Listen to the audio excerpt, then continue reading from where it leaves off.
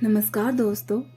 आज हम सुनने जा रहे हैं कहानी नाटक में नाटक, जिसे लिखा है मंगल सक्सेना ने। तो आइए सुनते हैं इस कहानी को। राकेश का मन तो कह रहा था कि बिना पूरी तैयारी के नाटक नहीं खेलना चाहिए, और जब नाटक में अभिनय करने वाले कलाकार भी नए हों, मंच पर आकर डर जाते हो, घबरा जाते हो और कुछ कुछ तो बुद्धू भी हो, तब तो अधूरी तैयारी से खेलना ही नहीं चाहिए। उसके साथी मोहन, सोहन और श्याम ऐसे ही थे। राकेश को उनके अभिनय पर बिल्कुल भी विश्वास नहीं था।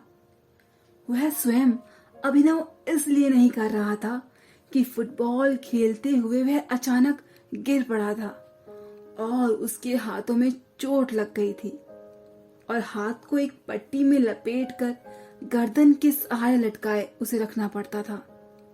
नाटक खेलना बहुत आवश्यक था। मोहल्ले की इज्जत का सवाल भी था। मोहल्ले के बच्चों ने मिलजुल कर फालतू पड़े एक छोटे से सार्वजनिक मैदान में दूब व फूल के पौधे लगाए थे। वहीं एक मंच भी लिया था।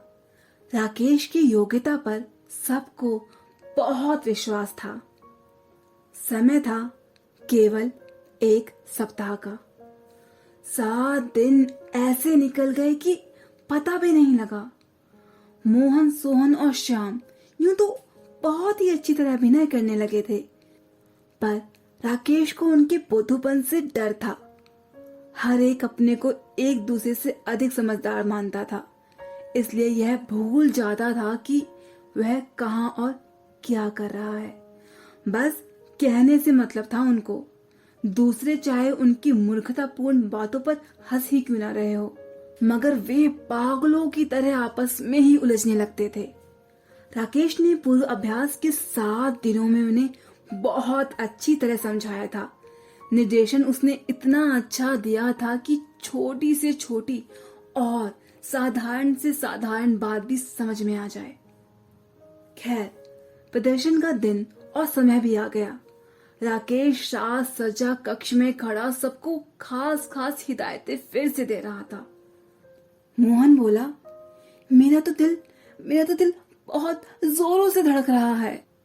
मेरा भी, सोहन ने सीने पर हाथ रखकर कहा। तुम लोग पानी पियो और मन से साहसी बनो। राकेश ने फिर हिम्मत बढ़ाई। जैसे तैसे अभी तक तो ठीक ठाक हो गया था। अभिनेता मंच पर आ गए, पर्दा उठा। मोहन बना था चित्रकार और सोहन बना था उर्दू का शायर। दोनों दोस्त होते हैं। चित्रकार कहता है उसकी कला महान है और शायर कहता है कि उसकी कला महान। श्याम बनता है संगीतकार। वह उनसे मुलाकात करने उनके उस स्थान पर आता है जहां वे दोनों बहस कर रहे होते हैं। बजाय इसके कि वह इन दोनों मित्रों में मधुर मधुर बातें करे, बड़े छोटे के इस विवाद में वो खुद ही उनसे उलझ जाता है। वह यह कहता है कि संगीतकार की कला सबसे महान है। अभी तक अभिनय अच्छी तरह चल रहा था। सबको अपना अपना पाठ याद आ रहा था। सब ठीक ठाक अभिनय करते चले जा रहे थे। अचानक श्याम अपना पाठ भूल गया। पर्दे की आड़ में राकेश स्वयं पूरा नाटक लिए खड़ा था। वह हर एक संवाद का पहला शब्द बोल रहा था ताकि कलाकारों को संवाद याद आते रहे, मगर श्याम तो घबरा गया। वह सहसा चुप हो गया था। उसके चुप होने से चित्रकार और शायर महोदय भी चुप हो गए। होना तो यह चाहिए था कि अगर दोनों में अगर कोई बात नहीं हो रही थी तो वो आपस में मन की बात बनाकर बात आगे बढ़ा सकते थे, मगर ऐसा हुआ नहीं। वो घबराकर राकेश की तरफ देखने लगे। संगीतकार महोदय भी पलटकर राकेश की ओर ही देखने लगे।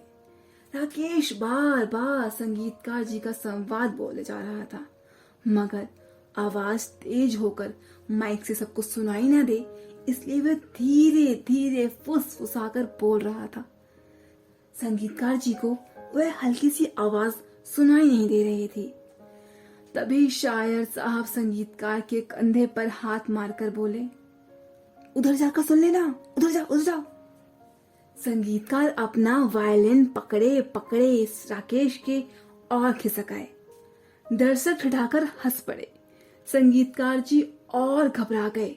जो कुछ सुनाई पड़ा उसे ही बिना समझे बूझे झट से बोलने लगे। संवाद यह था कि जब संगीत की स्वर लहर गूंजती है तो पशु पक्षी तक मुग्ध हो जाते हैं। शायर साहब, आप क्या समझते हैं संगीत को? मगर संगीतकार साहब बोल पड़े, जब संगीत की स्वर लहरें गूंजती हैं तो पशु पक्षी तक मुंह की खा कर जाते हैं। गाजर साहब, आप क्या समझते हैं हमें? शायर साहब तपाक से बोल उठे, तुम्हारा सर, गाजर साहब हूं मैं, गाजर साहब। दर्शक फिर ठठाकर हंस पड़े। चित्रकार महोदय ने मंच पर सूझ और अक्लमंदी दिखाने की कोशिश की। इनका मतलब है कि आपकी शायरी गाजर मूली है और आप गाजर साहब है। सो इनकी कला महान है, मगर मेरी कला इनसे भी महान है। राकेश दांत पीस रहा था। उसकी सारी मेहनत पर पानी पड़ गया था, पर इस तरह संभलते देखकर कुछ शांत हुआ। इस बार शायर साहब बुद्धूपना दिखा बैठे थे। वो गुस्सा होकर बोले, तूने भी गलत बोल दिया। मुझे गाजर साहब कहने की बात थी क्या? और मेरी शायरी गाजर मूली है तो तेरी चित्रकला झाड़ू फेरना है, पोतना है, झक मारना है। चित्रकार महोदय ने हाथ उठाकर कहा, देख, मुंह संभाल कर बोल। दर्शक फिर बड़े जोर से हंस पड़े। राकेश घबरा रहा था, गुस्सा भी आ रहा था उसे, और रोना भी। सारी इज्जत मिट्टी में मिल गई थी।